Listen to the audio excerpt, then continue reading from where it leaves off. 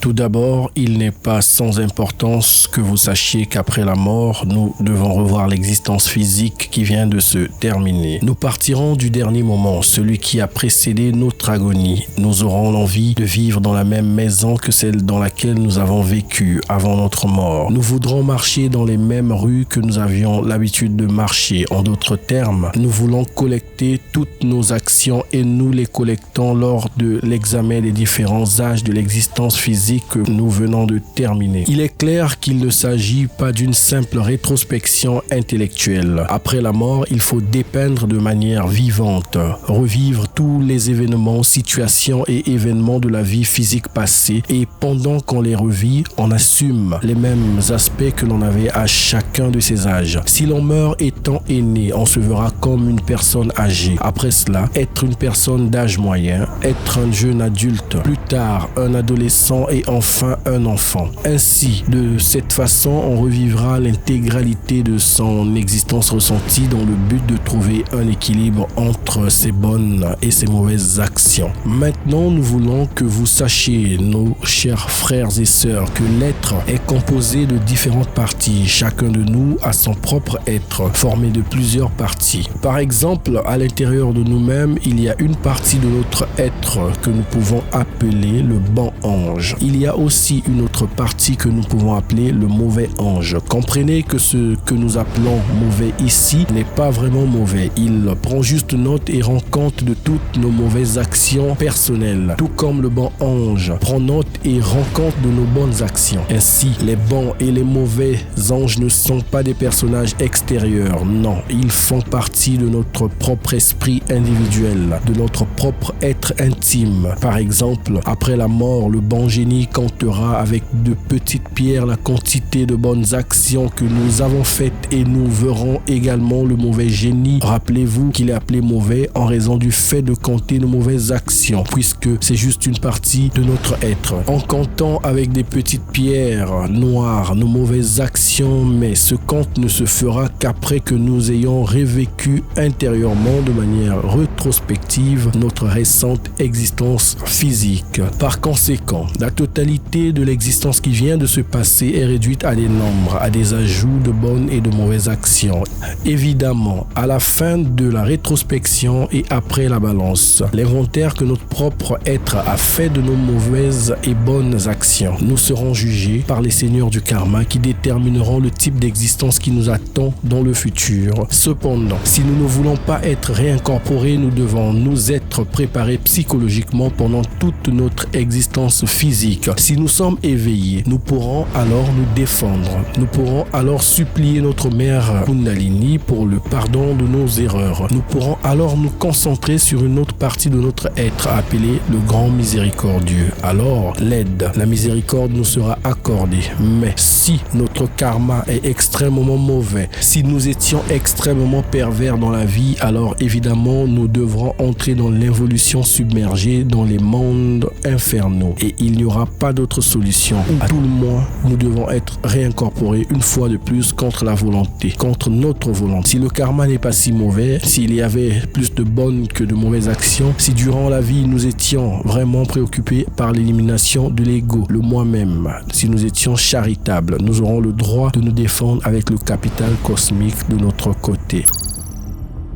Il faut cependant ne pas être attiré par les utérus humains. L'esprit humain peut traverser une montagne et rien ne peut l'arrêter. La seule chose qui puisse l'arrêter est un utérus. Voilà, c'est le problème. Le vent du karma hurlera. Un ouragan froid approchera du défunt. De multiples apparitions d'êtres terribles tenteront de l'effrayer. Mais s'il reste ferme dans son aspiration de ne pas revenir, il pourrait devenir triomphant. Mais s'il se sent encore en danger de tomber dans un utérus humain, il devra apprendre à fermer les utérus portes. Et il existe de nombreux systèmes pour ce faire. Dans les mondes intérieurs, le défunt sent soudain qu'il pleut, qu'il y a des tonnerre et des éclairs. Des éclairs tombent du ciel lors d'une tempête. C'est la loi du karma qui essaie de le connecter à un utérus. S'il reste serein et immuable, il fermera un utérus. Celui qui n'est pas entraîné courra en essayant de trouver refuge dans une caverne, en essayant d'éviter la tempête. Il le fait, et quand il essaiera de revenir en dehors de cette caverne, il aura l'impression d'être lié à cette caverne. Oui, il est maintenant connecté à un utérus, à un embryon. Cette caverne était un utérus. Il est donc nécessaire d'apprendre à fermer les utérus portes si nous ne voulons pas être réincorporés. Le défunt qui ne veut pas être réincorporé verra également de nombreuses créatures, hommes et femmes, s'accoupler. S'il est soudainement attiré par une maison déterminée et s'il éprouve de la sympathie pour l'un des époux et de l'antipathie pour l'autre, de toute évidence, il devra revenir et être réincorporé.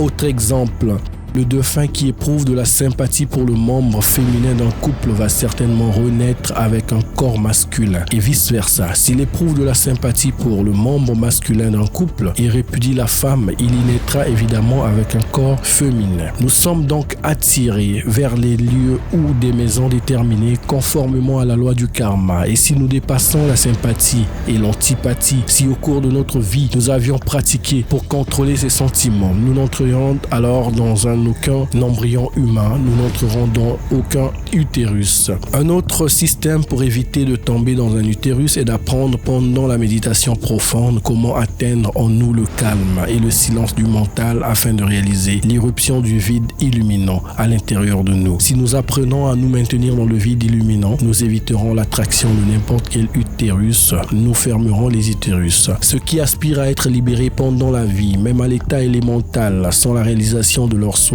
doivent être instruits dans ce but.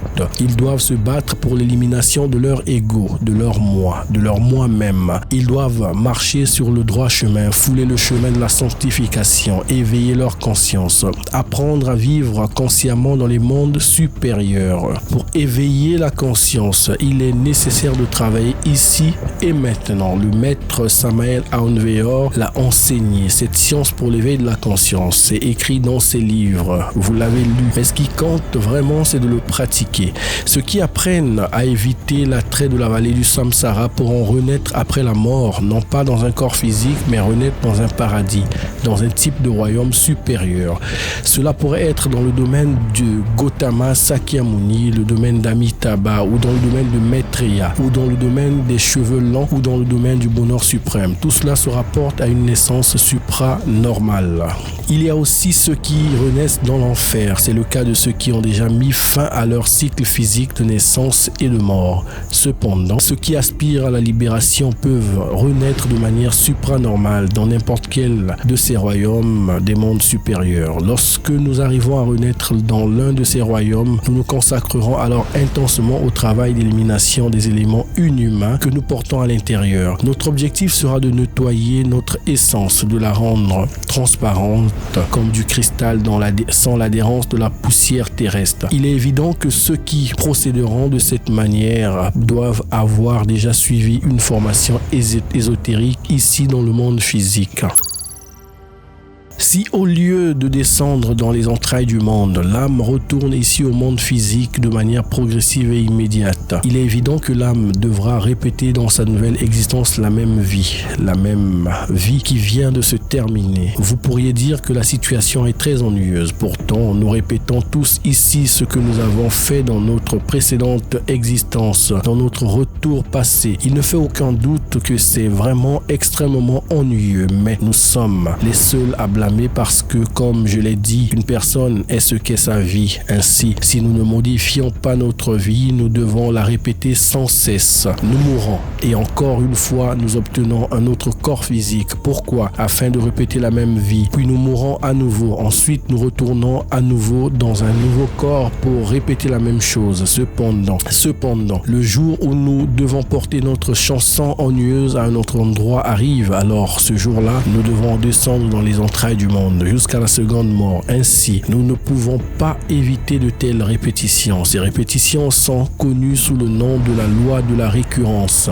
Tout se passe comme avant. Mais pourquoi? Vous pourriez demander, pourquoi faut-il répéter la même chose? Bien, cela mérite une explication. Tout d'abord, je veux que vous sachiez que le moi n'est pas quelque chose d'autonome ou autoconscient ou quelque chose, pourrait-on dire, très individuel. En effet, le moi est une somme de nombreux moi, c'est une pluralité. La psychologie courante et actuelle, la psychologie moderne conçoit le moi comme une totalité, mais nous concevons le moi comme une collection de nombreux moi parce que l'un est le moi de la colère, un autre est le moi de la cupidité, un autre est le moi de la luxure, un autre est le moi de l'envie, un autre est le moi de la paresse, un autre est le moi de la gourmandise. Ainsi, il existe différents moi. Il n'y a pas un seul moi, mais de nombreux moi à l'intérieur de notre organisme. Il est évident que la pluralité du moi est le fondement de la doctrine du multiple qui est enseignée dans le Tibet asiatique. Le grand Kabir Jésus a confirmé cette doctrine des nombreux moi. Il est écrit qu'il a retiré 7 démons du corps de Marie-Madeleine. Il ne fait aucun doute que ce sont les 7 péchés capitaux, la colère, la cupidité, la luxure, l'envie, l'orgueil, la paresse, la gourmandise. Chacun de ces démons est le chef d'une légion. C'est pourquoi, comme je l'ai répété à plusieurs reprises, Virgile a déclaré « Non, même si j'avais 100 bouches, 100 langues et des gorges d'airain inspirées des poumons de fer, je ne pourrais pas énumérer la moitié de mes horribles crimes, ni la moitié des punitions que ces crimes ont subies. Chaque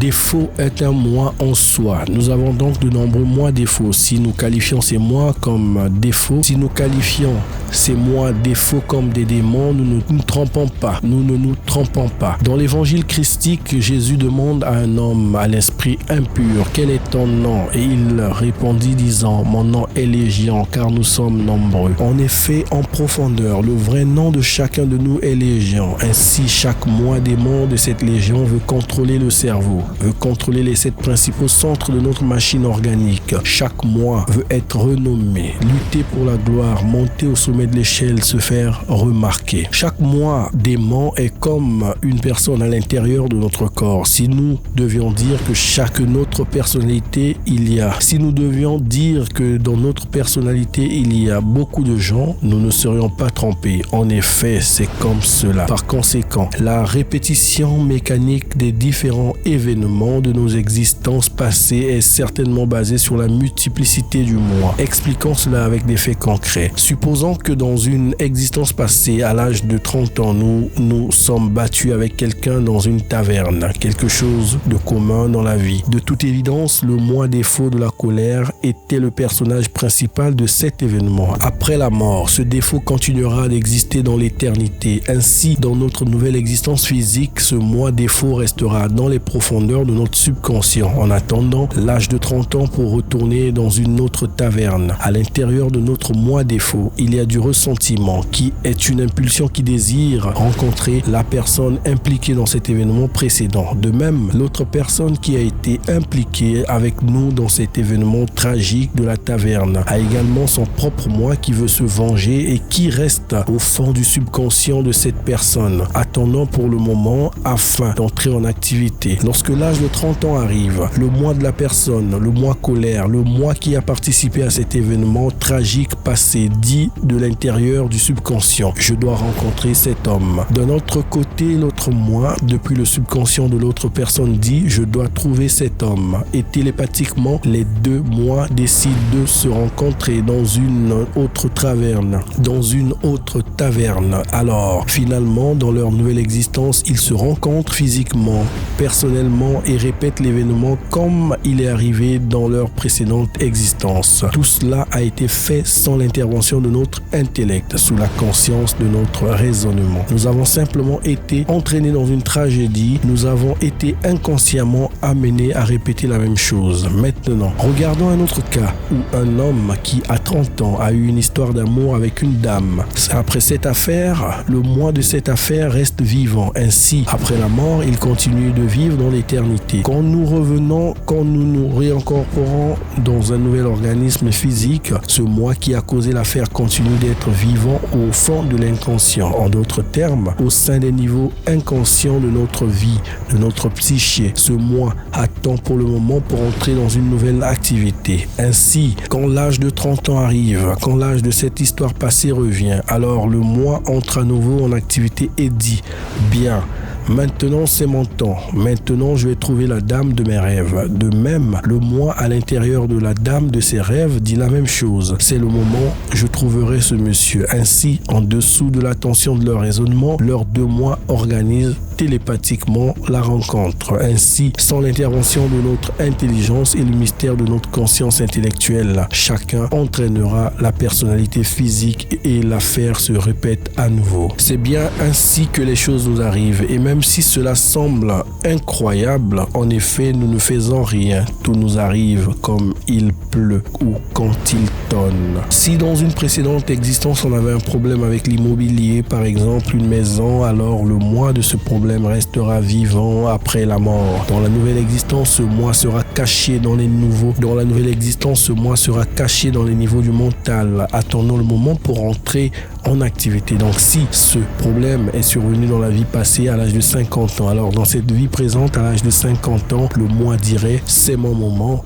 Et l'autre personne avec qui on a eu ce problème dirait certainement c'est mon moment. Ainsi, ils se rencontrent à nouveau lors d'un événement similaire et ils répètent la scène. Par conséquent, cela indique que nous n'avons même pas de libre arbitre. Tout nous arrive, je le répète, comme quand il pleut ou il tonne. Il y a un petit espace de libre arbitre, mais il est très petit. Imaginez un instant un violon à l'intérieur de son étui. Il y a très peu d'espace pour que ce violon puisse se déplacer. C'est comme l'espace dans lequel notre libre arbitre doit se déplacer, ce qui n'est presque rien. Il n'y a donc qu'un petit espace de libre arbitre presque imperceptible. Mais si nous savons l'utiliser, alors il nous est impossible de nous transformer radicalement et de nous libérer de la loi de la récurrence, mais il faut savoir en profiter. Comment? Bien, ce n'est pas dans la vie pratique, en devenant un peu plus attentif à nous-mêmes. Bien, ce n'est que dans la vie pratique, en devenant un peu plus attentif à nous-mêmes, que notre petite marge de liberté sera utilisée. Quand on accepte que l'on a sa propre psychologie, alors on commence à s'observer soi-même. Et quand on commence à s'observer soi-même, alors on commence à devenir différent du reste du monde. Dans la rue, à la maison et à notre travail, c'est là que les défauts que nous portons cachés s'évanouissent spontanément. Et si nous sommes aussi alertés, vigilants qu'un gardien en temps de guerre, nous pouvons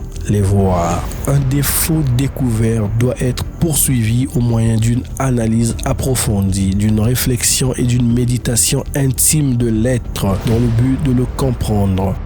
Merci d'avoir écouté cette deuxième partie de notre podcast sur les mystères de la vie et de la mort. Nous avons exploré les perspectives scientifiques et philosophiques, découvert des différentes approches des chercheurs et réfléchi aux nombreuses théories qui tentent de percer le mystère de l'au-delà. Bien que nous n'ayons peut-être pas trouvé de réponse définitive, nous espérons que cet épisode vous a apporté des idées nouvelles et a enrichi votre compréhension de ce sujet complexe. La quête de savoir et de compréhension est un voyage sans fin et nous sommes ravis de l'avoir partagé avec vous. Restez curieux et ouverts à de nouvelles découvertes. À très bientôt pour un nouvel épisode captivant.